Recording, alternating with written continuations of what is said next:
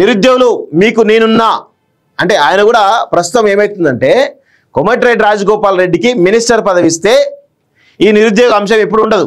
నేను ఒకటే అడుగుతాను, నిరుద్యోగుల పక్షాన మీరున్నా అని అంటున్నారు కదా, నిరుద్యోగుల గురించి చిత్తశుద్ధిగా మీరు ఆమరణ నిరాహార దీక్ష చేయండి చూద్దాం. వాళ్ళ గురించి మీరు ఏం చేస్తారు? మీకు మంత్రి పదవి రాలేదనే కదా ఈ బాధ అంతా. ఏం జరుగుతుంది? అశోక్ నగర్ చౌరస్తా, దిల్షుక్ నగర్కు వస్తా, రాబోయే రోజుల్లో మీ అందరికీ ఉద్యోగాలు, మునుగోడు ఎమ్మెల్యే కోమటిరెడ్డి రాజగోపాల్ రెడ్డి అంటూ చూస్తున్నాం. ఇక గతంలో కేసీఆర్ చెప్పి నిరుద్యోగులు ముంచిండు, తర్వాత రేవంత్ రెడ్డి మళ్ళీ నిరుద్యోగులను వాడుకొని వాళ్ళను ముంచిండు, మళ్ళీ అధికారంలోకి వచ్చిండు. ఇప్పుడు మీరు సేమ్ అదే పరిస్థితి. కేసీఆర్ ఏ విధంగా చెప్పిండో, రేవంత్ రెడ్డి ఏ విధంగా చెప్పిండో, రాజగోపాల్ రెడ్డి కూడా అదే విధంగా నిరుద్యోగుల్ని కొంపమూస్తా ఉన్నాడు. దయచేసి నిరుద్యోగులకు నేను ఒకటే చెప్తాను, ఇలాంటి స్టేట్మెంట్లను మీరు నమ్మకండి. ఇవి కేవలం వాళ్ళ మంత్రి పదవులు వస్తే, వాళ్ళకు డబ్బులు వస్తే మీ గురించి మాట్లాడరు వీళ్ళెవరు కూడా. సో ఇగో కొత్త బిచ్చగాడి తయారైనట్టున్నది పరిస్థితి. కేసీఆర్ అయిపోయింది, రేవంత్ రెడ్డి అయిపోయింది, ఇప్పుడు కేటీఆర్ తయారైండు. కేటీఆర్తో పాటు ఇంకొంతమంది కూడా డబ్బులకు ఆశపడ్డట్టు కొంతమంది నిరుద్యోగుల ముసులు కొంతమంది తయారైనరు. అదేవిధంగా కొంతమంది తమ రాజకీయ ఆర్థిక అవసరాల కోసం కోచింగ్ సెంటర్ నడపడానికి కొంతమంది తయారైనరు. ఇక వాళ్ళం కాదని చెప్పేసి కొత్త బిచ్చగాళ్ళు వస్తూ ఉన్నారు. నిరుద్యోగులు ఇప్పటికైనా కానీ దయచేసి నేను మీకు రిక్వెస్ట్ చేస్తా ఉన్నాను, ఇలాంటి దొంగలు ఎవరైతే ఉన్నారో వాళ్ళ మాటలు నమ్మకండి. మీ ఇష్యూని వాడుకొని వాళ్ళు రాజకీయంగా ఆర్థికంగా ఎదుగుదామనేటువంటి ఒక ప్రయత్నం తప్ప మీ పైన ప్రేమ కానీ మీకు ఉద్యోగాలు ఇద్దామనేటువంటి సోయి కానీ వీళ్ళకు లేదు అనే విషయంలో గుర్తుపెట్టుకోవాలి.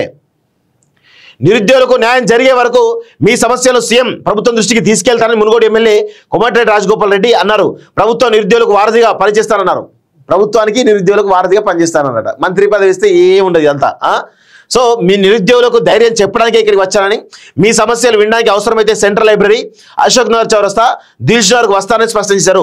నిరుద్యోగుల ఆహ్వానం మేరకు రాజగోపాల్ రెడ్డి బుధవారం హైదరాబాద్ గన్ పార్క్ అమరవీరుల స్తూపానికి వారితో కలిసి నివాళులు అర్పించారంటూ చూస్తా ఉన్నాం. సో దీనిలో ఇంకా చాలా కాంట్రవర్సీ స్టేట్మెంట్ ఇచ్చిండు. సో 50,000 ఉద్యోగాలు భర్తీ చేశామని చిన్న భిన్నమైన రాష్ట్ర ఆర్థిక వ్యవస్థ చక్కదిద్దే ప్రయత్నం చేస్తున్నారని తెలిపారు. తెలంగాణ రాష్ట్ర సాధన కోసం నిరుద్యోగులు పోషించిన పాత్ర వెలకట్టలేదని, సో 10 ఏళ్లలో నిరుద్యోగుల కళ్ళలుగానే మిరిగిపోయాయని ఆవేదన వ్యక్తం చేశారు. ఒక గ్రూప్ 1 కూడా వేయలేకపోయారని విమర్శించారు. బీఆర్ఎస్ పాలన కుటుంబ పాలన దోచుకుని రాష్ట్రాన్ని అప్రపాలు చేశారని ఆరోపించారు.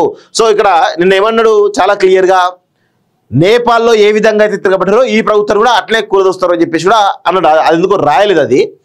సో అంటే ఏంది అంటే కాంగ్రెస్ పార్టీలో ఎవరు నాశనం చేయాల్సిన అవసరం లేదు. కాంగ్రెస్ పార్టీ వల్లే చాలా పెద్ద ఎత్తున నాశనం చేస్తారనడానికి నిదర్శనం ఇదే. సో కేటీఆర్ ఏదో కొన్ని మీడియా సంస్థలు పెట్టుకొని, లేకపోతే కొన్ని సోషల్ మీడియా హ్యాండిల్స్ని పెట్టుకొని, దుబాయ్లో టీమ్స్ పెట్టుకొని ఏ పెద్ద ఎత్తున నెలకు కోట్ల రూపాయలు ఖర్చు పెట్టేసి నడిపిస్తూ ఉన్నాడు. సో అదంత అవసరం కూడా లేదు. ఎందుకంటే కాంగ్రెస్ పార్టీ ఎవరో బొంద పెట్టాల్సిన అవసరం లేదు. కాంగ్రెస్ పార్టీ నాయకులే బొంద పెడతారు. అది చరిత్రలో కాంగ్రెస్ పార్టీ పుట్టినప్పటి ఇప్పటి వరకు కూడా అదే జరుగుతూ ఉంది. సో ఇప్పుడు ఈ పరిస్థితిలో ఇలా మాట్లాడుతూ ఉన్నాడు. కాంగ్రెస్ పార్టీకి ఇలాంటి వాళ్ళు చాలా మంది ఉంటారు, వీళ్ళని వాడుకుంటే సరిపోతుంది, ఇంకేమో కూడా అవసరం లేదు ఇక్కడ.